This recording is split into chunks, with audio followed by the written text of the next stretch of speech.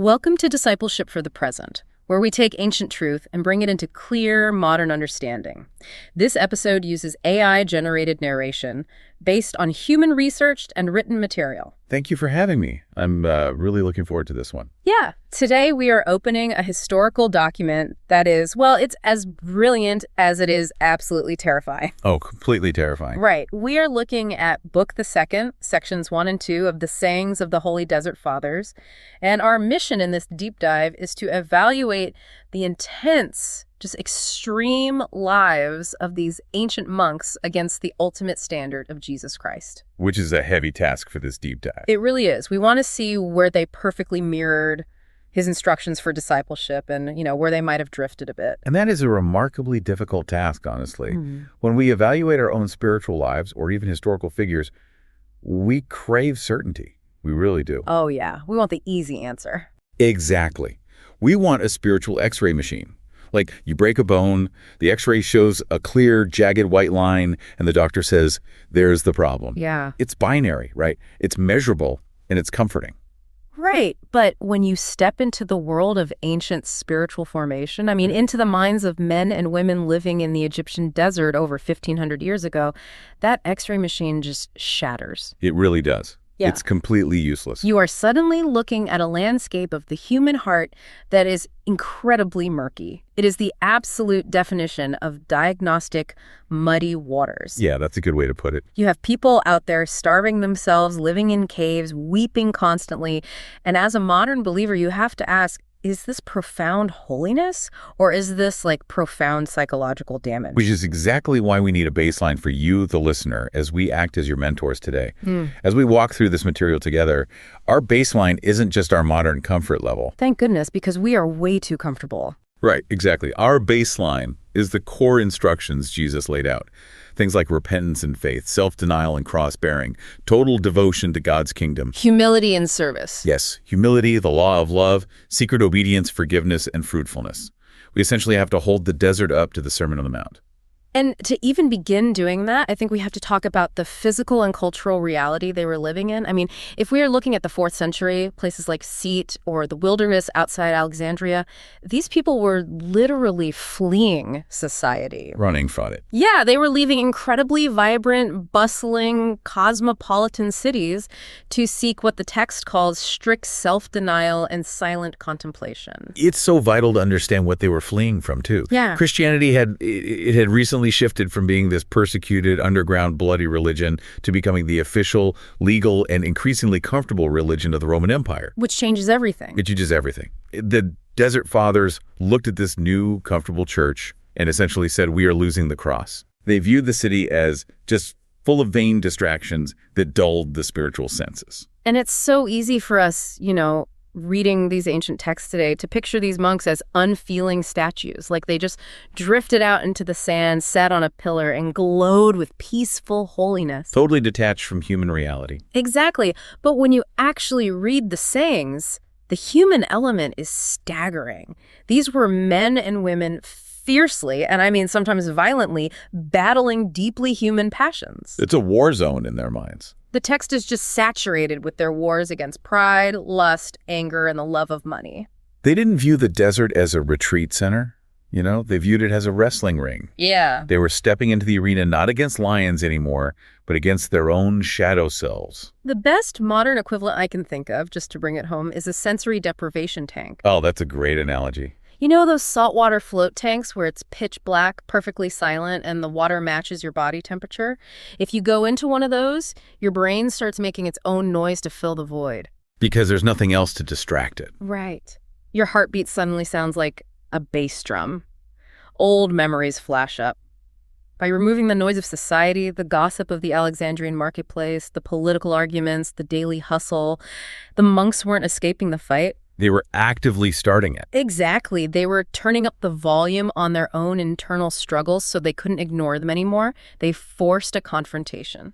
That sensory deprivation analogy perfectly explains the mechanism of what they were doing out there.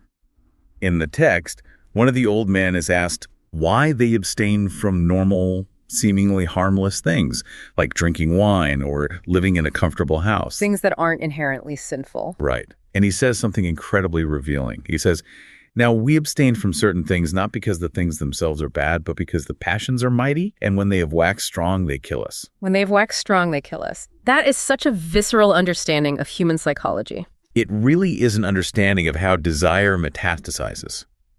They recognize that human desires, even natural God-given ones, have this deep tendency to become ruling passions if left unchecked by the friction of a normal environment. Oh, absolutely. If you don't aggressively monitor your desire for comfort or your desire for approval, those desires will just grow into an ego that absolutely destroys the soul. The desert was a quarantine zone for the sickness of the human ego. Let's talk about the mechanics of that ego, because this brings us to the absolute heart of the text we're looking at today. Let's dive in. When you read through Book the Second, the central burden of the author is this absolute relentless pursuit of inner purity. It's not just about what your hands are doing. Right, it's internal. Yeah, it's about what your mind is chewing on while your hands are working.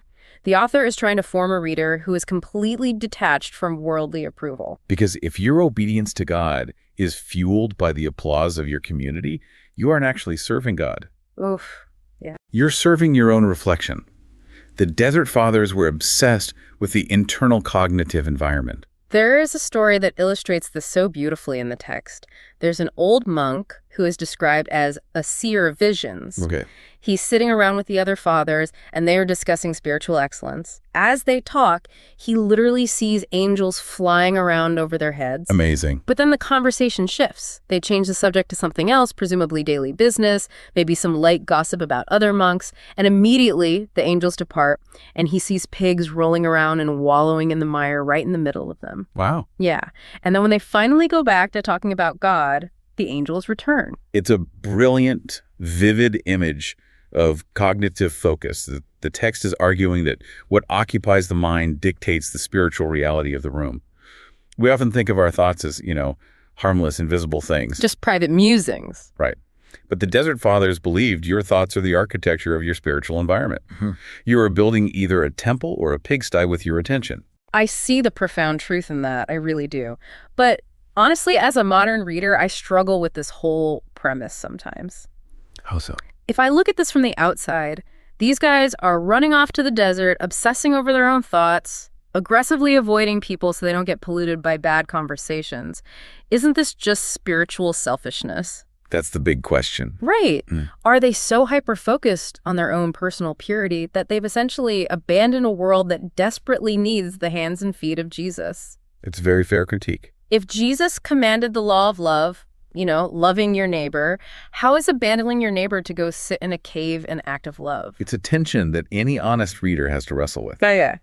And interestingly, the text itself anticipates that exact critique. Really? How do they justify it? Well, while their physical methods are radically isolating, their theology of the neighbor is surprisingly profound. The text quotes Abba Anthony, who is basically the patriarch of this entire movement. The famous Saint Anthony. Exactly. He says, a man's life or death cometh from his neighbor. If we benefit our brother, we benefit ourselves. And if we offend him, we sin against God. Okay, so they haven't completely written off humanity. They still view the neighbor as the ultimate metric of their spiritual state. Exactly.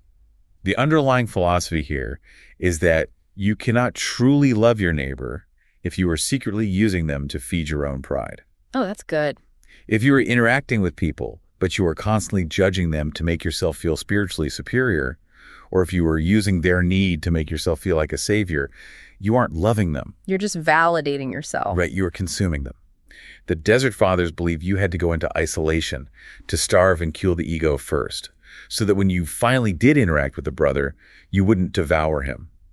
Purification was the prerequisite for genuine love. That reframes it completely for me. It's not abandoning the world, it's going to the spiritual hospital so you stop infecting everyone around you. Which makes perfect sense when we start holding this up to Jesus' specific instructions. Let's look at where this ancient monastic sand actually aligns with the life of Christ.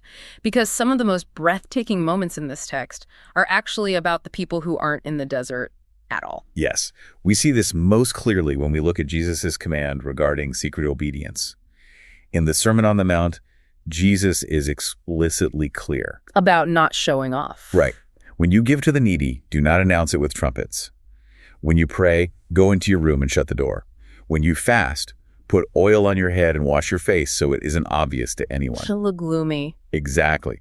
The Desert Fathers held this as a paramount virtue. I absolutely love the stories of the hidden saints in this section. You have these giants of the desert, Abba Anthony and Abba Macarius. These are men who are legendary. Absolute icons of their time. They have spent decades fasting, enduring unimaginable elements, sleeping on the bare earth. And God repeatedly gives them revelations that they haven't even reached the spiritual level of ordinary people living normal lives in the city. It completely shatters the monastic pride. Let's look at the specific story of Eucharistos. Yes, please. Two fathers entreat God to show them their measure of spiritual excellence. They probably expect, a pat on the back. A gold star. Exactly. Instead, a voice tells them they haven't reached the measure of a layman named Eucharistos and his wife Mary, living in some random village in Egypt. So these highly revered monks hike out of the desert, travel to this village, track down Eucharistos, and demand to know what his great holy work is. Right, they want his secret. And Eucharistos is genuinely distressed. He tries to hide it. He just says, I am a shepherd and this is my wife. He refuses to speak about his good deeds. He tries to conceal the matter entirely. He doesn't want the spotlight at all. Not at all. The monks practically have to threaten him, saying, God sent us, you have to tell us. That instinct to conceal virtue is the exact definition of secret obedience. When he finally relents, we learn his secret. He inherited a flock of sheep. Whatever income God provides from that flock, he divides into 3 exact portions. One portion goes entirely to charity. One portion is reserved for hospitality, to care for strangers and travelers, and only the remaining third is kept for his own use. But the financial generosity isn't even the most intense part to me. He and his wife live in mutual, agreed-upon chastity. At night, they put on rough sackcloth and spend hours in prayer. But when the sun comes up, they take the sackcloth off and put their ordinary clothes back on so no one will know. The visual of that is amazing. The text says, no man hath known this thing until the present moment. That line gave me chills. It is the literal, perfect manifestation of Jesus saying to wash your face when you fast so no one knows. He wears ordinary clothes so nobody thinks he's super holy.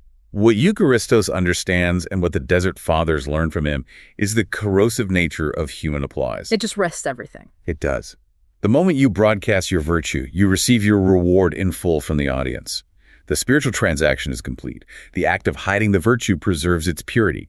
It keeps the transaction entirely between the soul and God. There is another story right next to it that hits the exact same note regarding the tailor in Alexandria. Oh, I love this one. Abba Anthony is told he hasn't reached the excellence of this particular tailor, so Anthony goes down into the loud, chaotic city of Alexandria.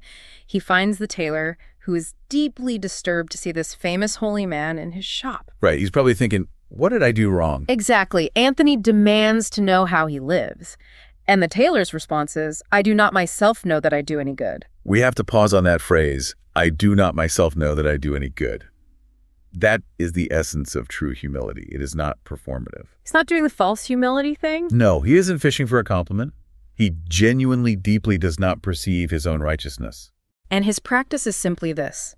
Every morning before he starts working with his hands, and every evening before he goes to sleep, he praises God, consciously sets his own flaws and evil deeds before his eyes, and says to himself, all the men who are in this city will go into the kingdom of God because of their alms and good deeds, except myself, and I shall inherit punishment for my sins. That is a staggering psychological posture. He really is. And Abba Anthony's response is incredibly beautiful and self-aware.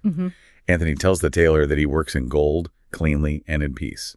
Anthony admits that he himself, sitting out in the desert separated from all men, fighting demons, has never overtaken this ordinary tailor who just sits in his shop and radically humbles himself. It aligns perfectly with Jesus' teaching that he who humbles himself will be exalted, and it proves that the best of the Desert Fathers knew that location didn't guarantee holiness. Not at all. You can be an incredibly proud monk isolating in a cave, and a beautifully saintly tailor working in the middle of a loud city.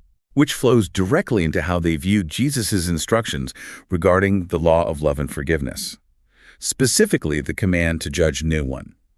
Because if you have the posture of the Alexandrian tailor, if you genuinely believe everyone around you is doing better than you are utterly incapable of judging them. The emphasis on not judging in this text is massive. It might be the single most repeated theme across all the sections. The text explicitly states, There is nothing worse than a man passing judgment upon his neighbor. Nothing worse. They viewed passing judgment not just as a minor character flaw or a social faux pas. They viewed it as a spiritual catastrophe. Wow. To judge someone else is to usurp the throne of God and simultaneously blind yourself to the massive plank in your own eye. I want to look at how they process their own failings without spiraling into despair, because that is tied directly to how they extended grace to others. There is an analogy in the text, the two basins, that I think is brilliant. Walk us through it. So, there's a younger brother who goes to an old Abba. He is incredibly frustrated and depressed. He essentially says, I go to the old men, they give me profound spiritual advice, I try to memorize it, but I can't hold on to any of it. My mind just leaks. I am wholly in a state of uncleanness. What's the point of even trying to live this life? It's the universal feeling of spiritual stagnation. Fruitlessness. Yeah. The feeling that your habits aren't changing, your mind isn't transforming, and you are just wasting your time. Exactly. And the old man does this brilliant tactile object lesson. He points to two clay basins. He tells the brother to take one basin, pour some oil into it, swish the oil around so it touches all the sides, and then empty it completely out. Okay. The brother does this twice. Then the old man puts the two basins side by side, the one that never had oil and the one that had oil poured in and dumped out. He asks the brother which one is cleaner. Yeah, of course. The brother obviously says the one that had the oil poured into it. Even though it's empty, the sheer act of the oil passing through it picked up the dust and the dirt and washed it away. The old man responds, thus also is it with the soul. For even if it layeth hold of nothing through that which it asketh, it is cleaner than if it had never asked a question at all. It's so beautiful. If we connect this to the bigger picture of how human beings actually change, what we now understand about neuroplasticity and habit loops, it is incredibly profound. Unpack that a bit. How does this connect to habit loops? Well, the brother felt like a failure because he wasn't retaining the information, right? He wasn't achieving a state of permanent enlightenment. But the old man understood the discipline of grace, the continuous humble turning to God, the act of asking the question, attempting the prayer, trying to practice the presence of God, washes the soul through repetition. Just the sheer act of trying. Yes. Even if you feel like you retain nothing, even if you feel inadequate, the sheer act of letting the grace pass through your mind repeatedly begins to scour the internal dirt. You don't have to achieve perfection. You just have to keep showing up and letting the oil pass through the basin. And when you deeply internalize that you are a leaky basin desperately in need of constant washing, you lose the capacity to harshly judge the basin next to you. Exactly. There's a story that highlights this gentle, almost protective forgiveness. A certain old man has a disciple who has this terrible, deeply ingrained habit. Whenever they sit down to eat, the disciple puts his feet on the table. Which, in ancient Middle Eastern culture, is a blatant, massive sign of disrespect. Yeah. It's highly offensive. It's incredibly offensive, and the old man suffers this not for a week, but for years without ever rebuking him. Years of silent patience. Right. Finally, the old man goes to a peer, another old monk, and explains the situation. I don't know what to do. He won't stop putting his feet on the table. The peer listens and says, complete thy love and send him to me. So he outsources it. Yes. So the next day, the disciple goes over to eat with the second old man. They sit down, and immediately the disciple puts his feet on the table. And the second old man just looks at him and gently says, Father, it is not good for thee to set thy feet on the table. Just a simple, direct statement. The disciple instantly realizes what he's been doing, says, forgive me, for it is a sin, and he never does it again. We have to look closely at the sociology of shame and correction happening there. The first master, who had endured the offense for years, refused to correct him because the relationship was too close. Ah, I see. If he rebuked him to his face after years of silence, it would have carried immense relational weight and likely crushed the disciple with shame. He outsourced the correction to a neutral third party, someone who could point out the flaw objectively, calmly, and gently, without the baggage of personal offense. It preserves the brother's dignity entirely. It aligns beautifully with Jesus' command to treat others as you wish to be treated. In another saying in the same section, an old man advises, if thou rebuke him to his face, thou wilt make a sore which will be incurable. That's profound psychology. They understood how fragile the human ego is, and how easily a harsh rebuke, even a true one, can cause a defensive wound that never heals. They prioritized the restoration of the brother over their own right to be respected. So we've seen these incredible alignments. We see their mastery of humility, their profound commitment to secret obedience, their psychological nuance in non-judgment and forgiveness. Lots of good fruit. But if we are going to be honest mentors for you examining this text today, we cannot ignore the gaps. We have to look at the tensions where their intense zeal drifted into territory that complicates or even contradicts Jesus' balanced instructions. This is where we have to tread carefully, but honestly. The most glaring tension for any modern reader approaching the Desert Fathers is the extreme asceticism, the tension between self-denial and outright self-destruction. It gets very intense. Some of these accounts are genuinely hard to read. You have monks standing up for 40 consecutive nights without sleeping to break their own will. A monk named Isidore says, "For 40 years I neither leaned upon anything nor lay down." Unbelievable. You have monks who haven't eaten bread or drank water for 50 years, surviving on the bare minimum of forage, monks eating only once a week. It forces us to ask, what is the theology of the physical body here? Jesus commanded us to take up our cross and deny ourselves. He modeled fasting in the wilderness. He modeled intense, agonizing prayer. But Jesus also attended wedding feasts. He drank wine. He was called a glutton and a drunkard by his enemies, precisely because he ate rich meals with tax collectors and sinners. His self-denial was always purposeful, rooted in obedience to the Father and love for others. It was never rooted in the destruction of the physical vessel God created. I try to understand their mindset with an analogy. Think of it like tuning a guitar string. Okay. You need tension on the string to make music. A loose string makes no sound. That tension is self-denial fasting, discipline, waking up early to pray. It tunes the soul to God. But if you just keep tightening and tightening and tightening the peg, the string doesn't produce a more beautiful, holier song. It just snaps. Eventually the string just snaps. You don't get better music, you just get a broken, useless guitar. Standing up for 40 nights until your legs give out feels like snapping the string. That is a very perceptive way to view the danger. And what's fascinating is that the text itself, if you read closely, contains its own self-correction. The wisest of the Desert Fathers recognized when the string was snapping. They recognized that extreme bodily punishment was often just another mask for deep spiritual pride. Well, the story of Abba Abraham and the 50-year faster, we have to unpack this one because Abba Abraham essentially performs ancient cognitive behavioral therapy on a guy who thinks he's perfect. It is a masterclass in psychological deconstruction. There's an old man who has lived 50 years without eating bread or drinking water. Half a century of extreme physical deprivation. And he boasts to the others, "I have slain fornication and the love of gold and the love of glory." He believes he has eradicated the root of sin. Right. So Abba Abraham comes to him to test this monumental claim. Abraham asks him, "If thou wert to go into thy cell and find a woman on thy mat, wouldst thou be able to keep from thinking that she was a woman?" And the old man, forced to be honest, admits no. He would still perceive her as a woman, and he would have to aggressively struggle against his own thoughts so as not to touch her. And Abraham replies, "Behold then, thou hast not slain it, but the passion is still alive, though fettered." He presses him on the other points, too. He says, "If you are walking down the road and you see a gold coin among the rocks, do you see it as just another rock?" The old man says no. He would have to fight the urge to pick it up. He's dismantling him step by step. Abraham asks, "If two brothers come to you, and one is praising you to the skies, and the other is cursing and insulting you, do you feel exactly the same toward both of them?" The old man admits he doesn't. He naturally prefers the one who praises him. Abraham systematically dismantles the illusion that extreme physical punishment eradicates internal sin. He proves that the passions are just fettered, chained up by circumstance and starvation, not dead. They're just asleep. Yes. The tension we must recognize is that the broader desert culture sometimes bordered on an unbiblical hatred of the physical body.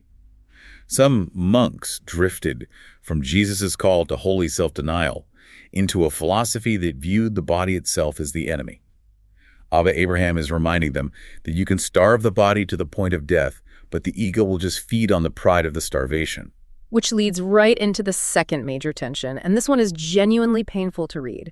It's the tension between total devotion to God and the law of love, specifically the extreme isolation that severed basic human affection. You were referring to the narrative of Abba Pullman and his mother. Yes. Abba Pullman and his brothers are living deep in the desert. Their elderly mother, who hasn't seen her sons in years, tracks them down. She just wants to see her boys. Completely natural desire. Right. She comes to their dwelling and waits outside the door, weeping and sighing heavily, and they refuse to open the door. They will only speak to her through the closed door. It's harsh. She cries out, and the text captures her heartbreak so vividly. She says, "Peradventure I did not rear you. Peradventure I am not your mother. Peradventure ye did not suck at my breasts." It breaks your heart to read it. It really does. And Poeman essentially tells her through the wood, if you compel yourself not to see us here, you will see us in the next world. And she is forced to leave. It is a shocking narrative. Now, as mentors evaluating this for you, we must look at both sides. Jesus did call for total devotion. He explicitly said that whoever loves father or mother more than him is not worthy of him. Right. He warned that following him would inevitably divide households. The monks took this teaching with absolute literal severity. They believed that any attachment to family was a chain pulling them back to the world. I understand the theology they are operating from, I really do, but it collides violently with the rest of Scripture. Jesus wept at the tomb of Lazarus.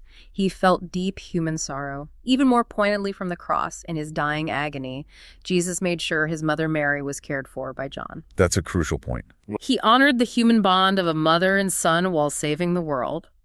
The tension here is that the father's absolute refusal to even look at their weeping elderly mother seems to directly violate Jesus' law of love, compassion, and the command to honor your father and mother. It's an overcorrection. It is an overcorrection born of fear. In their intense zeal to have no other gods before the Lord, they sometimes crush the very humanity God gave them to reflect his love. They equated human affection directly with worldly distraction. And that's dangerous. Extremely. And when you suppress natural human affection that aggressively, it breeds a very specific atmosphere. Which brings us to the third tension, the fear of doom versus the good news. The atmosphere of this text is undeniably heavy. It is thick with an almost suffocating fear of hell and judgment. The imagery they use to describe death and the afterlife is terrifying. The text recounts a story of a dying monk where the keeper of Sheol comes with a fiery three-pronged fork and physically drives it into the monk's heart to drag his soul away without mercy. Brutal. There's another account of a rich man dying and seeing black horses with black riders holding staves of fire surrounding his bed. It bleeds into their daily mindset, too. One old man is asked by a younger monk, "How is it that thou art never dejected? You never seem sad."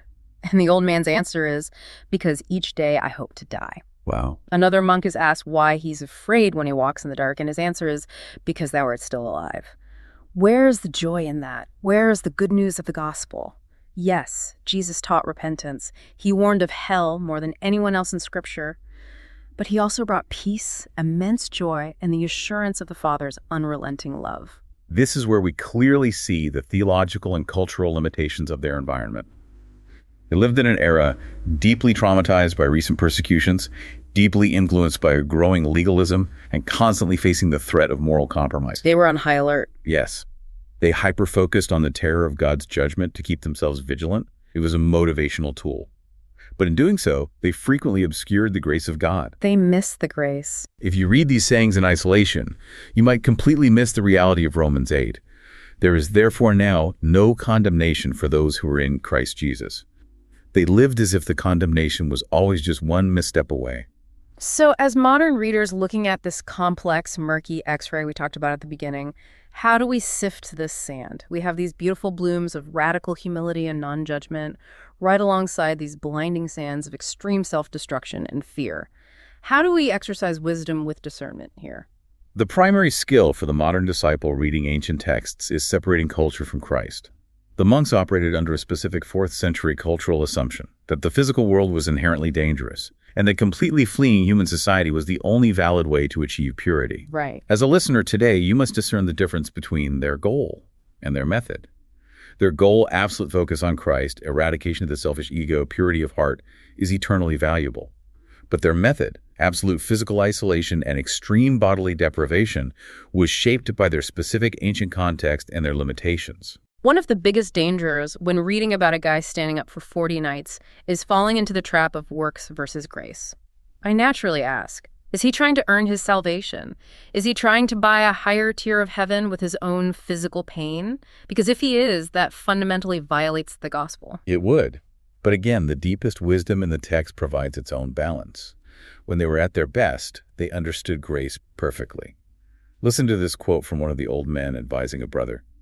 Become not a lawgiver unto thyself, but give thou everything to him that is able to do everything, for thou art unable to do anything. Judge then in this way, and do not sin at any time. For thou art unable to do anything. That completely dismantles the idea of earning salvation through fasting. Exactly. The discernment lies in seeing their extreme labors not as a currency to buy heaven, but as a crowbar. A crow. Yes. They were trying to use physical discipline as a crowbar to pry their stubborn, prideful fingers off the steering wheel of their own lives. They were attempting to humble the soul to the point where it realized it needed grace. When they remembered that, their insights were brilliant. When they forgot it, they fell into fear and despair. So let's bring this ancient wisdom into the present. Let's do the modern discipleship translation. Because the reality is, I am not moving to a cave in the Egyptian desert, and neither are you listening to this. We have jobs, families, mortgages, and communities, but we desperately need the spiritual clarity these monks fought for. How do we build the desert in the city? Let's start with the concept of the monastic cell. Abba Arsenius famously summarized the desert life by saying, "Wheresoever thou dwellest, hold thy peace. I have to do with myself and myself only. This is the power of exile." That's a strong statement. In our 21st century world, we are structurally obsessed with commenting on everyone else's lives. We have social media platforms built entirely around evaluating, judging, and responding to the actions of strangers. We have a 24-hour news cycle generating constant outrage. We are perpetually living outside of our own cell, spiritually speaking. That is incredibly convicting. I look at my own habits, scrolling through Twitter or news feeds, getting angry at a politician, or judging the way someone else handled a controversy. The modern cell isn't a physical room with a locked wooden door. Right, it's a mental state. It's the spiritual mental discipline of refusing to pass judgment. It's the discipline of staying in your own lane. When you are tempted to type out a furious comment on a stranger's post, the discipline of the cell says, I have to do with myself and myself only. Let me look at the absolute mess of my own heart before I try to police the internet. That is exactly how you translate Arsenius. And we must also translate the concept of hidden virtues. Think of the Alexandrian tailor today. We live in a culture of intense performative goodness. Virtue signaling is an economy. Oh, absolutely. Hey guys, I just handed out 3 sandwiches to the homeless downtown, feeling so humbled and blessed. Smash that like button and subscribe for more content. We monetize our good deeds through attention. Right. And the Desert Fathers would look at that and say, you have completely lost the spiritual value of the act. True secret obedience today means doing your work, as Abba Anthony said of the tailor, cleanly and in peace. Just quietly doing the work. It means doing your job with high integrity when your boss isn't watching and won't put it on your performance review. It means serving your family, doing the dishes, or taking out the trash when no one says thank you. Fundamentally, it means walking into a room, looking around, and genuinely believing in the goodness of the other people there while deeply examining your own flaws. It's the anti-virtue signal. It also requires us to address the internal noise. I keep thinking about the analogy of the mind as a stagnant pool. The brother who is vexed by wicked thoughts goes to the old man, and the old man tells him his mind is like a stagnant pool of water collecting dirt. A perfect metaphor for today. Our modern minds are the ultimate stagnant pools. We are filled with endless digital noise scrolling through global tragedies, targeted advertisements, and political arguments, all in a 5-minute span. Our mental energy is just drained by ambient anxiety. The translation the text offers is that you must become a spring. The text says, "Why canst thou not rather be like unto the spring which never faileth? Patient persistence is victory." You cannot just empty the mind. Nature abhors a vacuum, and so does the human brain. You have to fill it with something. You must have a source of living water flowing through it to constantly wash out the dirt. For the modern believer, that means constant, simple, repetitive prayer. It means utilizing the quiet moments, your morning commute, folding the laundry, washing the dishes, to connect to God, to let His grace slow through the neural pathways and wash the stagnant digital anxiety away. Which perfectly sets up our practical application for this week. We want to help you build your own desert environment in the middle of your city. We have 3 specific challenges drawn straight from the text: a practice, a reflection, and a question. First, the practice. This focuses on secret obedience. We challenge you to do one significant act of charity or service this week and absolutely refuse to tell a single soul about it. Mirror Eucharistos the shepherd. Yes. Pay for the groceries of the person behind you in line, anonymously drop off a gift card for a struggling family, or do a dreaded chore for your spouse without taking credit for it. And then bury the knowledge of it. Let it be a complete secret between you and the Father. Notice how violently your ego cites to be recognized for it, and actively let that desire for applause die in the silence. Second, we have a reflection on humility and forgiveness. Abba Moses said, "It is better for a man to put himself to death rather than his neighbor, and he should not condemn him in anything." That's a tough one. This week, when you inevitably see a flaw in someone else, maybe a coworker drops the ball on a project, a family member gets defensive, or a politician says something foolish on TV, can you practice the desert rule? Can you remain completely silent, refuse to condemn them in your heart, and instead turn that magnifying glass inward to examine where you exhibit the exact same flaws? And finally, a question regarding total devotion. Abba Poman said, "An evil will is a wall of brass between a man and God."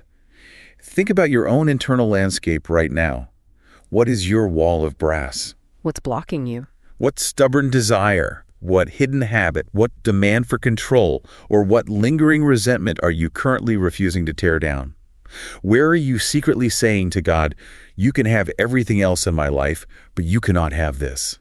Those are heavy, penetrating challenges.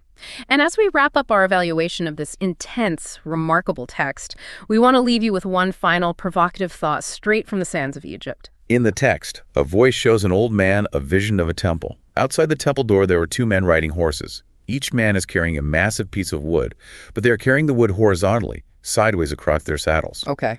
They desperately want to go through the door into the temple, but the wood is too wide. They are stuck. The voice explains to the monk that if these men would just humble themselves, dismount, take the wood down, and carry it in straight endwise, they could easily walk right through the door. But they won't do it. No. Because they refuse to humble themselves and change their posture, they remain permanently locked outside the kingdom.